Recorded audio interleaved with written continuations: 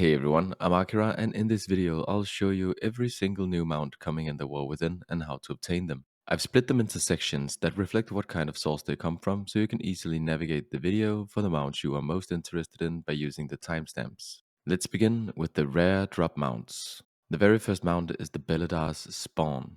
Beledar's Spawn is a mount dropped with an unknown chance, probably 1 to 5%, it seems to be on the higher end though, and it drops from Beledar's Spawn, a rare elite located in Hallowfall, which spawns during every Void Night phase of the zone. It has multiple spawn points around the zone and will spawn and despawn when the Void Night phase starts or ends, respectively. The Void Night phase lasts for 30 minutes and repeats every 3 hours starting from midnight server time. Currently in beta, the Void Night phases can also start randomly.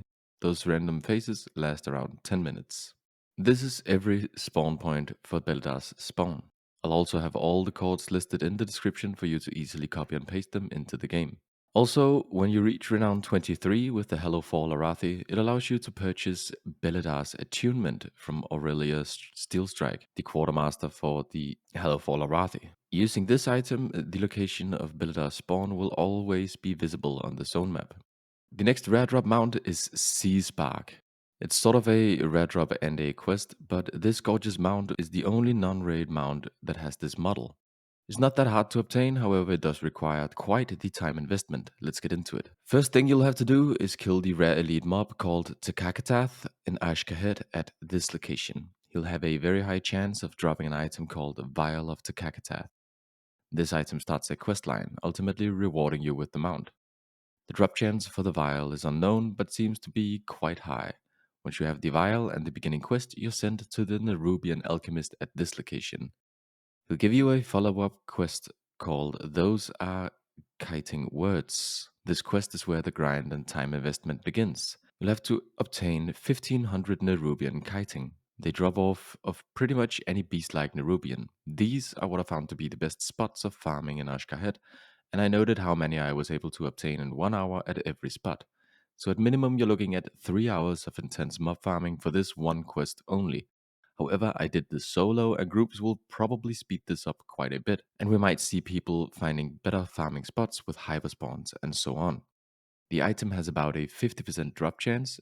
There's also another way to go about this if you're looking to farm for another mount called Alunira. Alunira is also a rare spawn that requires 10 crackling shards to be able to kill, and when you've collected all 10 yourself, it's a 100% drop chance. The crackling shards have a very small chance to drop from any mob in the Isle of Dorn, so if you want, you can check out this farm spot right here, where you'll find about 15 Nerubians that hyper spawn in decently close proximity.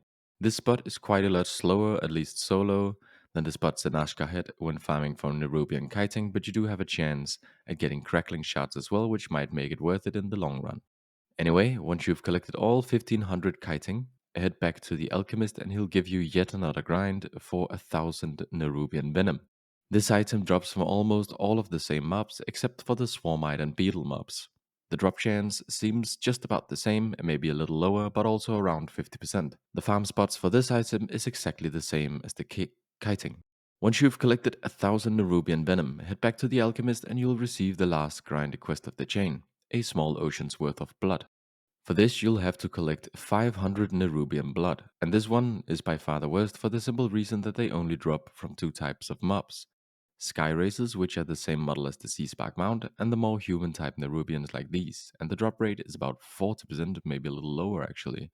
However, it does seem like the quest thinks this drops from all Nerubian mobs, as you can see these yellow circles underneath these mobs, which indicates that a quest item for a quest you're currently on drops from those mobs. And this disappears if we abandon the quest, so it might be intended to drop from more types of mobs, but we'll have to see on live. Anyway, if it's intentional that it only drops from the two sources I mentioned before, we have a little problem. I couldn't really find a good farming spot. The spot that seemed to be the best were the burrows, a small subsection of the City of Threats. Here you'll find like 4 groups of humanoid Nerubians. Maybe there'll be good drop chances somewhere in the raid, but unfortunately I don't know. So buckle up, because this is gonna be a long grind, especially with competition. Anyway, I hope we find a better spot on live. If we do, I'll have it pinned with codes in the comments. Once you've collected all 500 Nerubian blood, return to the Alchemist for the last time, and you'll get a single RP quest where we experiment on poor Siesbarg and turn him into our lovely mount. Next mount on our list is the amazing Alunira. This mount is very similar to Alani from Mists of Pandaria. It is a drop from a rare ball called Alunira, found in this location, circling the summit of the mountain. As she is flying around, she is protected by a shield. She cannot be touched until the shield has been broken. To break the shield, you'll have to collect 10 crackling shards and combine them into a storm vessel to destroy the shield and make her vulnerable to attacks. The shards drop from any mob in the Isle of Dawn zone with a very low drop chance, about 1 in 2000. The shards cannot be sold on the auction house or traded. However, they are warbound, so if you stumble across shards on your ults while leveling or just doing other stuff, you can combine them all on a single character. These are what I found to be some decent farm spots, with one being the same I mentioned if you want to farm for Siesbarg at the same time. This other one here is if you want to farm for another mount called Soaring Meterbee, which requires you to farm 900 Sizzling Cinderpollen and buy it from a vendor, but more on that later. The last one's just being good spots. When this goes live, we'll probably have people find even better spots with hyper spawns though. With my spots, you're looking at around 15 to 25 hours of farming depending on your luck for all 10 crackling shards. Anyway, once you kill Alunira, you'll receive her as a mount with a 100% drop chance, but only the user of the crystals will receive her as a mount. However, it is unknown if people helping have a low chance of getting the mount as well, like with the Hyricon mount in Sereth Mortis.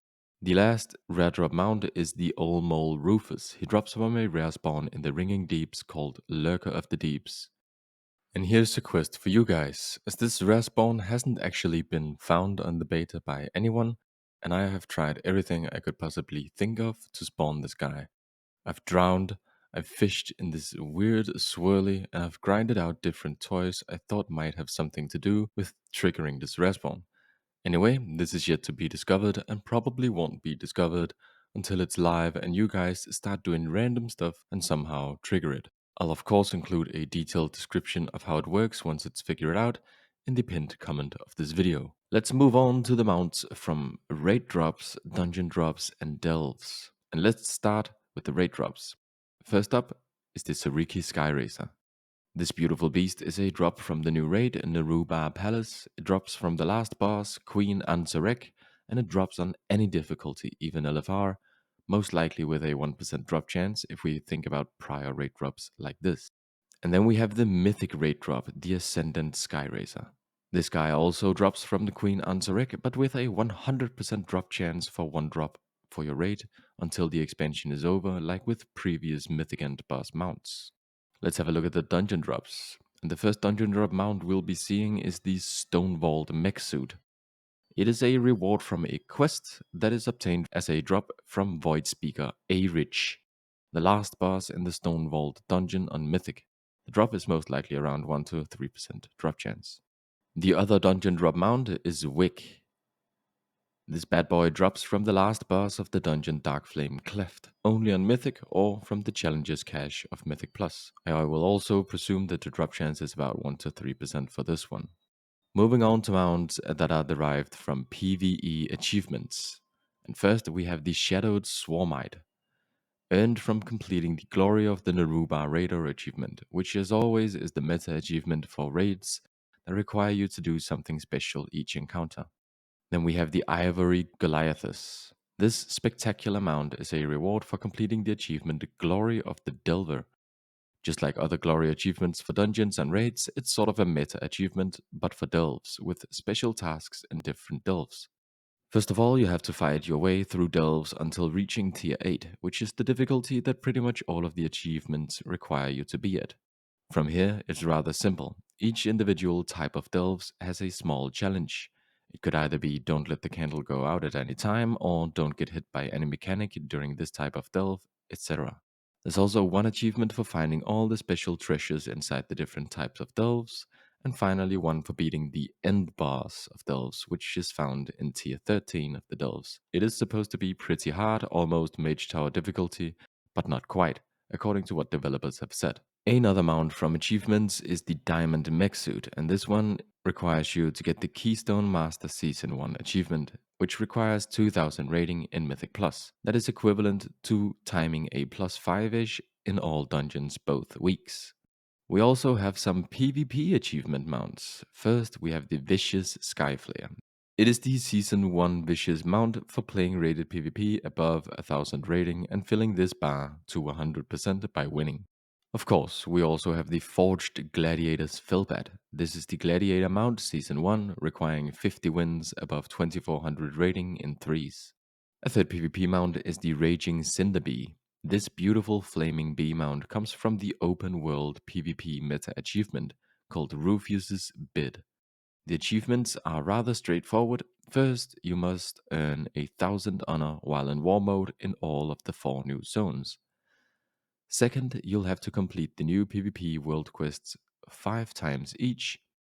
And lastly, you'll have to complete the weekly PvP quest Sparks of War 5 times. So compared to earlier PvP world meta achievements, this one is going to be a fair bit faster to obtain. Let's move on to the quest mounts. First one being the Delver's Dirigible. This mount is extremely easy to obtain and will be done in just about 15 minutes. First thing you have to do is hit level 80. Once level 80, head to Bran, Bronzebeard, and Donegal at this location. You'll have a quest available for you that rewards you with the Delver's Dirigible in the end. The quest will teach you a little bit about acquiring restored coffer keys and what use you have for them. It's a really simple kill something, enter a delve and complete it, use the key you got from the kill and return to Bran and you'll be awarded with the mount. The other quest mount is the Dauntless Imperial Lynx. It drops from Spreading the Light in Hallowfall, and Spreading the Light is an event that is pretty much always up in the northern part of Hallowfall. You can complete the main objective of this event once a week for a weekly cash reward. The main objective is super easy. All you have to do is kill some mobs, loot some crystals, and light the fire in 3 small fireplaces to complete it. In the cash you're rewarded, you have a chance at obtaining the Dauntless Imperial Lynx. Drop chance is probably about 5%, however, are still unknown. Let's have a look at all the mounts tied to renown and reputation. First up is the Shale Rameleth. This one requires renown 18 with the Council of Donegal and 8125 resonance crystals to purchase. Also from the Council of Donegal, we have the Smoldering Cinderbee at renown 23. This one requires 11,375 resonance crystals to purchase. But Akira, what are resonance crystals and how do I get them? And is 20,000 a lot? Resonance crystals are a currency that you'll find pretty much anywhere from quests, side quests, weekly quest caches, world quests, delves, treasures, rares, and more. What I found to be most profitable is the weekly quests, the delves, and the world quests. You also get some from leveling up your renown. As to whether 20,000 is a lot, let me put it like this. I had 20,000 by the time I was renown 6 with all 4 renown tracks, so it feels like you'll definitely have enough by the time you reach the required renown for the mounts, unless you spend them on something else along the way maybe. Anyway, let's move on to the Crimson Mudnose. This one requires renown 19 with Assembly of the Deeps and 8125 resonance crystals. We also have the Cyan Glowmite from renown 23 with the Assembly of the Deeps, costing 11,375 resonance crystals. Moving on, we have the Vermilion Imperial Lynx from renown 21 with Hallowfall Arathi, costing 8,125 crystals, and also the Shackled Shadow from renown 23 with the Hallowfall Arathi, requiring 11,375 resonance crystals. Last but not least, we have the Ferocious Jawcrawler from renown 22 with the Severed Threads, costing 2,815 catch, and the Aquamarine Swarmite from renown 23 with the Severed Threads, costing 3,940 catch. So you may have noticed that for these last mounts from the Severed Threads, we have a whole new currency in play, the cash. And I managed to find cash in weekly quest caches, elite world quests, delves, side quests in Ashkahed, and treasures in Ashkahed. And quite a lot compared to how many you need for the mounts actually, so probably the same reasoning as with the crystals. If you do get the renown, you'll most likely have the currency for mounts ready at hand.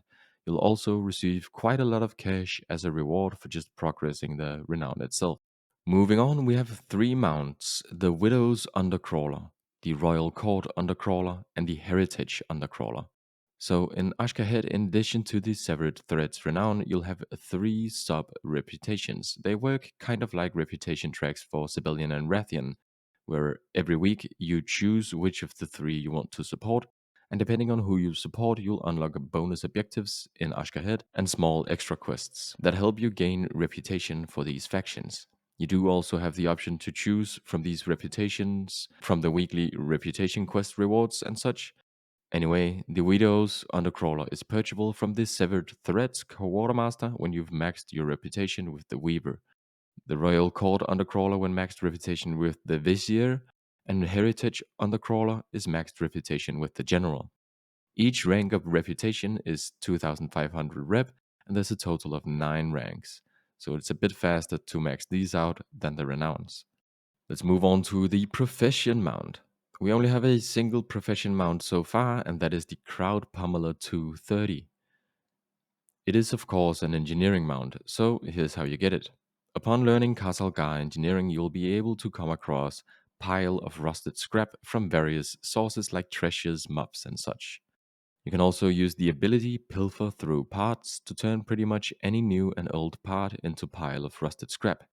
Once you have 25 piles, you can use your 24-hour CD, Invent, and this will invent a prototype that you want to use the ability Disassemble on, and you'll get around 5 to 10 hastily scrolled notes.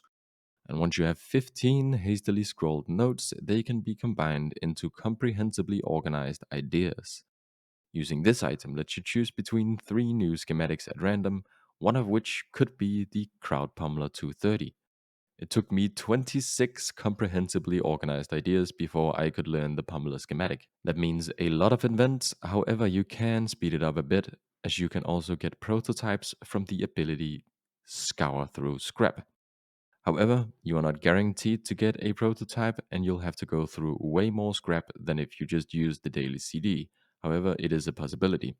Now that we have the schematic, we need the materials, and there is 2 ways to get them. First one is simply buying all of them from a vendor called Paxton Bombshell. He is located at Opportunity Point in the Ringing Deeps.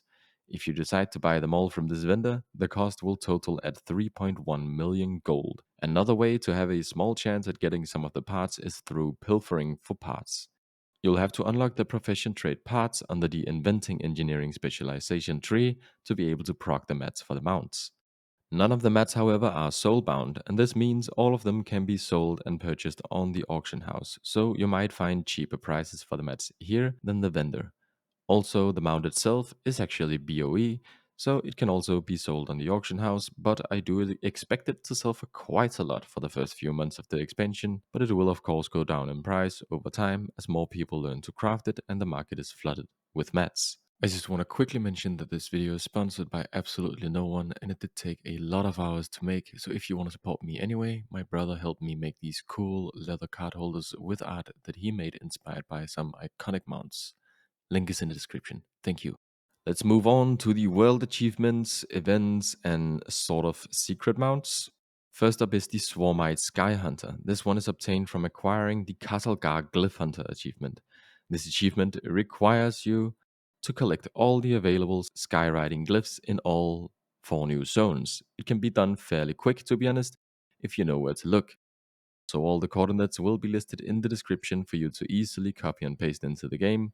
I've even included a small description of where exactly on the course you'll find the glyph, as some are located very high, some are hidden, and some are very low, so following these should be very easy for you. Then we have another sweet mount. It is Ka, Legend of the Deep. This mount is awarded for completing the achievement The Derby Dash.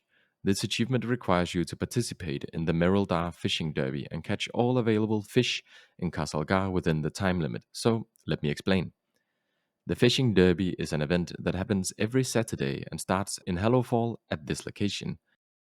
To participate, you'll need to have attained a skill of 150 in Khaz'algar fishing. So, all you have to do after this is log in on a Saturday, head to the starting location and talk to Captain Oathmouth and accept his quest. This will start a 3-hour timer in terms of a buff called Derby Dasher, during which you'll have to catch one of each available fish in Khaz'algar. This is relatively easy if you know how to go about it. So, here's my strategy. I kind of ignore all of the fish that I knew I would eventually catch while going for the more rare ones. So this includes these fish: the bloody perch, the bismuth bitterling, Dornish pike, crystalline sturgeon, golden gill trout, nibbling minnow, quiet river bass, spiked sea raven, and cursed ghoulfish. So, first I headed to the Isle of Dawn. My primary objective here was to catch the fish unique to this zone. First one is the specular rainbow fish from Glimmer Pools. Secondly, the whispering stargazer from the stargazer swarms. And lastly, the dilly dally days if you happen to come across a festering rod pool where you can also get the pale huskfish. The pale huskfish can also be obtained in Ashkahed as well later on though, so if you only need that, just head on. Once I'd caught those, I went straight to Hallowfall, skipping the Ringing Deeps as there are no unique fish to the Ringing Deeps, and also the areas in which you fish are kinda small, and there's a lot of flying up and down in that zone, so straight to Hallowfall. In this zone, I have three things to focus on. First was finding blood in the water to fish up sanguine dogfish, Kaheti slumshark, and Arathor hammerfish. Sanguine being the rare in this pool, but you can toss some bloody perch into the water to increase your chances of getting a dogfish by 100%. You should have plenty of perch from leveling fishing in the first place. My other focus was roaring Angler Seeker from Angler Seeker torrents. The pools for these seem to spawn more frequently in this area here for some reason. And the third focus was noticing if any royal ripple pools showed up. These seem to be the rarest of the zone, and here you'll find Queen's Lurefish and Regal Dodgyback. If you have no luck finding a royal pool in Hellowfall, you can just move on to Ashkahed as they also appear here, and this is where you will find the last two fish as well.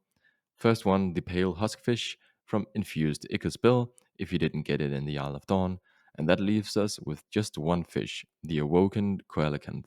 So this fish is actually not obtainable on the beta due to a bug, but it is supposed to be awoken by using the Whispering Stargazer's special ability, Whispers of the Deep. However, the Stargazer is super bugged on the beta, and I'm not able to show you exactly how to do it, but it's most likely just throwing the Stargazer in any of the pools in Ashkahed to have a chance at fishing up an awoken Coelacanth. When it is fixed, I'll have a quick description of how it works in the pinned comment of this video. Next up, we have the Machine Defense Unit 1 to 11. You obtain this mount when completing the achievement. It's not much, but it's honest work. So, what do we have to do? The description says, defeat the Awakened Phalanx in Awakening the Machine. Awakening the Machine is a scenario that works like Infinite Wave style games like Vampire Survivors, except there's only like 20 waves available on the beta currently. So you'll start at wave 1 and it will be very easy, and every wave the difficulty increases until you can't handle it anymore. The objective is to keep Speaker Kuldars alive while killing all the mobs that spawn. The achievement is obtained by killing a boss that appear at wave 20. You can enter the scenario at Speaker Kuldars at this location in the main city of the Ringing Deeps. Anyway, in my honest opinion, this event is just very easy to complete, at least on the beta, and I think most people can just go and get this mount on the first day of being level 80, but let me quickly explain the mobs in the event so you know what you're getting into. The first mob is the Swarmbot. This cute little guy will simply walk towards Kuldars slowly and attack him if left untouched. Simply tag them and kill them, they are the weakest mobs in this scenario. Secondly, we have the Corrupted Machinist. These guys channel Purging Flames, an infinite Kamehameha at Kuldars. These guys are always number one priority. You can either interrupt them, CC them, or kill them. The fastest is just to interrupt or CC, of course. Thirdly, we have the Malfunctioning Pylon. When this spawns, you have a few seconds to step in front of it to intercept its laser beams towards Kuldars. These are also high priority, and I like to pop a small quick burst to just get it out of the way. Then we have the Automatic Iron Strider. This is a harder hitting mob that will aggro straight to you. It's got one ability called Volatile Magma, spawning 4 orbs around you. These orbs explode after a few seconds, leaving a lava puddle beneath you and spouting lava in the direction of the orbs. So you want to position yourself so that the lava doesn't hit Kuldars and simply kill off the Iron Strider. Then we have the Nullbot. This mob will channel Nullification Barrier on another mob, rendering the other mob immunity. So if they use this ability on a high priority mob, simply kill this one first. And then finally, we have the Awakened Phalanx that will award you the achievement, and this guy doesn't really do too much. simply puts out some swirlies and some frontal mechanics. Just pop all CDs here and end it fast. Next up is the Soaring Meterbee. This badass bee can be bought from a vendor called Sendvin in the Isle of Dawn at this location. To purchase it, you'll have to bring him 900 Sizzling Cinderpollen. So how do we obtain Sizzling Cinderpollen? Right west from the vendor you'll find an area called Cindervault.